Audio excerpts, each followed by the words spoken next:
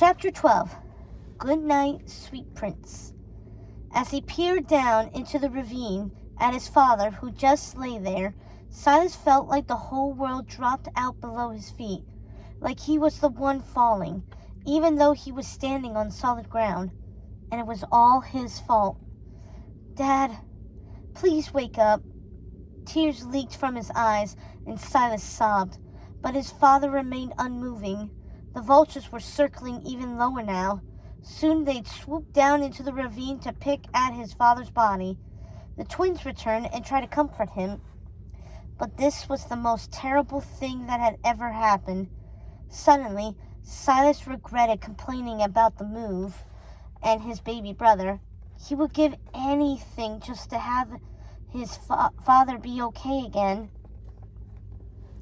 That was when Rafi arrived with his medical kit. "Silas, it's going to be okay," Rafi said. "I called the paramedics. They're on their way." But Silas could see the worry on Rafi's face, etched around his eyes, and in the way his lips pressed together in a thin line, not waiting for more help. Rafi climbed down into the ravine, moving with both speed and nimble precision. His medical pack was thrust over his shoulders. "He's a rock climber," Timothy said, watching Rafi picking his way toward the bottom. "Yeah, he takes his climbing with him sometimes on the red rocks," Natasha said. "Don't worry, he's going to get your dad and fix him." But all Silas could think was, why did everyone keep telling him not to worry, when clearly his father was badly injured, if not worse? Rafi reached the bottom of the ravine and tended to Dad, who still wasn't moving. He reached in his bag and waved something under Dad's nose, and then his father started to stir. He wasn't dead, thankfully, but his leg didn't look good at all. "See, he's awake," Timothy said, pointing. Dad moved, but then grimaced in pain. "Barely," Silas said in a thick voice. His dad was hurt, all thanks to him and his foolish actions. Rafi worked hard to stabilize his broken leg. Then the sound of a helicopter broke the silence and chased the vultures away. A few seconds later, a red medical vehicle materialized in the air above them. "Look, they're here," Natasha said, pointing to the sky. "They're going to save your dad." The helicopter hovered for a few seconds, then swooped down and came in for a landing on a clearing a few feet away. The chopper's blades sent sand and brush flying at them. Silas felt his eyes sting from the debris. He watched with the twins as the paramedics leapt out and worked with Rafi to load his dad onto a stretcher and then carry him into the medical helicopter. Rafi hopped on into the cabin with the medics as the chopper prepared to take off. The wind from the rotors kicked up, and the noise was deafening. "Where are they taking him?" Silas asked, yelling to be heard over the helicopter. "To the closest hospital," Timothy said, exchanging looks with his sister. "It's pretty far away in Phoenix. That's why they had to come in a helicopter to rescue him." Natasha nodded. "If they drove him in an ambulance, it would take forever." Silas had seen ambulances in real life, but nothing like this dramatic helicopter rescue. This was the kind of thing that he thought only happened in movies. "Yeah, so we always have the medics on call," Timothy said, "in case campers get hurt." "Or my father," Silas said. Mom appeared over the hill, out of breath and clutching George to her chest. He fussed softly, as if aware of the tragedy unfolding before him. She rushed over to Silas. "Oh no, are you okay?" she gasped, checking him over for injuries. I'm fine. Just a few scratches," he said. "Dad saved me, but he fell." He trailed off. Guilt pooled in his gut like acid. His mom staggered over and looked down into the ravine. She let out a soft gasp. Her eyes went to the Inling helicopter, where the paramedics were strapping his father in. She hugged Silas, mashing him into George, who wriggled in protest. Then she released him and peered down. "What on earth were you doing out here?" she asked. Silas swallowed hard. The guilt churned, mixing with regret. Just exploring." Like in my books, he said lamely. The rope bridge snapped and I fell. But the twins heard me, and they got Dad to come and rescue me. Only he fell. The words dried up in his throat, bringing fresh guilt. He couldn't tell her the truth, that he was on a foolhardy mission to prove his courage, only to find out he was a coward after all. He remembered his promise. If he survived, he would never do something like this ever again. They watched as the cabin door shut and locked. Then the chopper lifted off, levitating out of the ravine, avoiding the rocks and other dangerous obstacles. Finally, the helicopter got free. The twins cheered, while Rafi gave them a big thumbs-up sign through the window. But all Silas could think as he watched the chopper fly away with Rafi and his father was, "This is all my fault. I caused my dad to get hurt. I ruined everything." Mom took George and Silas to visit their father. His leg was broken in 2 places and had needed surgery to fix it. The huge cast went all the way up to his thigh, and he had to stay in the hospital for 2 days after that to recover. Silas hadn't been to a hospital since George was born, but this room felt different from the labor and delivery wing, and it smelled different too, like rubbing alcohol, chemicals, and something sweet. This was where sick people came. He felt afraid as Mom led him toward the bed behind the curtain. The silhouette looked shadowy and forbidding, kind of like a strange monster. Then Mom swept the curtain aside. "Hey, there's my family," Dad said, grinning, but pain lingered around his eyes. His face looked gaunt, while his broken leg was strung up in a strange contraption with ropes and wires that looked more like a torture device from one of Jose's spooky movies. Silas hesitated, but Mom pushed him over to the hospital bed, where he embraced his father. The doctor walked into the room, holding a clipboard and scanning it. "How are you feeling today?" he asked without looking up. "Better now that my family is here," Dad said, flashing them one of his signature grins. But even Silas could see how much pain he felt. "They're the best medicine." The doctor looked up and smiled at them. "Isn't that the truth?" They all laughed, but then the doctor turned more serious. "Well, you're one lucky guy. It's a miracle you survived a fall like that. 9 times out of 10, that sort of thing would prove fatal. A shattered leg and a few broken ribs might not seem like a good thing, but trust me, it's a lucky break." He chuckled, then added, "Sorry, lame doctor humor."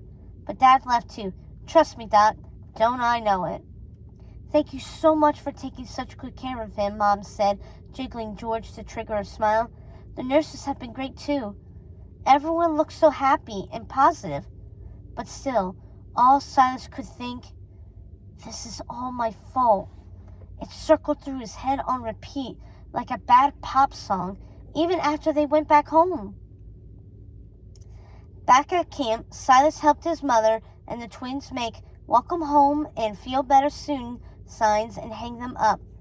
Then they lit candles, which they stuck into vanilla cupcakes that Sarah had baked for Dad's homecoming.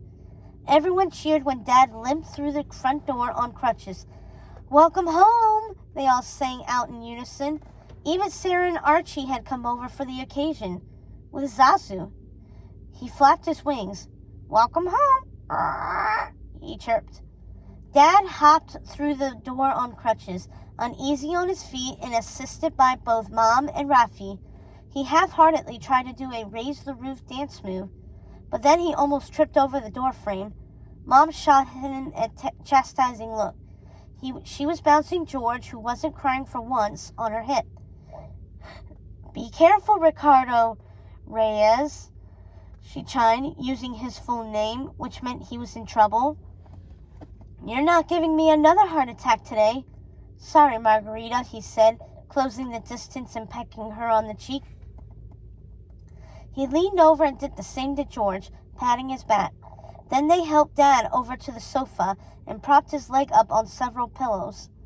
Mom handed him a tall glass of lemonade and the TV remote. Even though they barely got any reception up here, the Wi-Fi wasn't strong enough for streaming, not that it mattered. The old square TV shaped like a box with antennas looked like it belonged in a museum. It was surprising that it still turned on at all.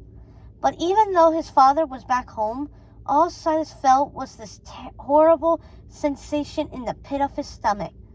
It felt like drowning, but also like getting food poisoning at the same time. No matter what he did or what he ate, he couldn't seem to shake it. Even the cupcakes turned sour in his mouth. He pushed his away, half-eaten. He felt like a total fraud. Making matters worse, Silas was uninjured. Not even a scratch or bruise, but his father had a broken leg and more. Listen, he has to keep his leg elevated, Rafi explained, carefully arranging the pillows around it. Doc's orders to prevent blood clots after surgery. That sounded scary.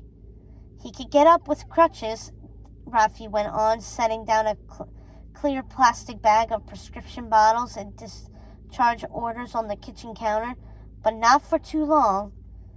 I'm like a bionic man now, Dad joked from the sofa, forcing the words out. They put pins and screws all up my leg. Bet I can't go through a metal detector. The twins giggled. You're like a robot, Timothy said, making beeps like a droid. Or Iron Man, Natasha said. He always saves the world and cracks jokes. At the same time, Timothy added, but Silas just felt freaked out. How long do you have to wear the cast? He asked. 6 weeks, Dad said. Maybe longer. But then he winced from pain and clutched at his side. Rafi examined him quickly, pushing a stethoscope into his chest. Then it relaxed slightly. He's got some bruising and a few broken ribs from the fall, so pain is to be expected, Rafi said. Not much we can do for those. Rest and time are the best medicine. Silas felt grateful to have someone like Rafi around to help out. He had such a kindly demeanor and clearly knew what he was doing. Guess I'm not Iron Man yet, Dad joked and winced again. You heard him, Ricardo, Mom said, shooting him another look. Rest means your mouth too. With that, Mom handed Rafi a cupcake and shooed him toward the front door. Like you said, rest is important, she said, patting his back in gratitude. You've been at the hospital for 2 days straight now. Your turn to get some too. Then everyone else took their leave, catching the hint that his father needed peace and quiet now. Silas watched as the front door closed and the happy chatter of the homecoming party died out. Now Dad was back to sitting on the sofa in a morose mood. It even looked like their old sofa. The television flickered in the background while he snoozed in an upright position with his leg elevated. He couldn't sleep in the bed yet. Worse still, Dad couldn't work right now or repair the camp like he had planned, setting back their reopening. Silas had heard his parents discussing it in hushed voices. Meanwhile, Mom was taking care of both the baby and her husband. She had dark circles under her eyes from worrying and lack of sleep. All of this made Silas feel horrible. Talking to his father the next day didn't make it any better. Son, what were you thinking? Dad asked with a disappointed shake of his head. He patted the sofa next to him, indicating that Silas could take a seat. I guess I wanted to prove I was brave, Silas mumbled, feeling foolish. He sat stiffly, afraid to move, and dislodged Dad's broken leg from the pillow fort propping it up.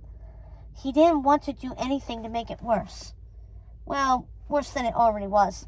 Where'd you get that silly idea? Dad replied with a frown. From my books, Silas said, not wanting to get Archie into trouble too. After all, he had tried to warn Silas about it being dangerous. It wasn't the groundskeeper's fault. Son, being brave doesn't mean you go looking for trouble, Dad said, flipping the channel to static. That's what cowards do. Courage is how you act when the trouble finds you. Silas felt even worse now. Regret churned in his stomach, mixing with the terrible guilt and making him want to shrivel up and, disappear. I'm sorry, Dad, he said, the words drying up in his throat like sand. The static flickering across the television made him feel like his life was flickering away. I didn't mean for you to get hurt. Dad flipped the channel again, this time to colorful static. He kept switching, looking for something, anything to watch on the relic, but no clear reception came through. Well, be more careful in the future, Dad said. I hope you learned a lesson. The camp needs a lot of work to fix it up and isn't safe yet. Next time, I might not be there to save you. Those words hit Silas hard and carried an ominous message. The next time could be worse.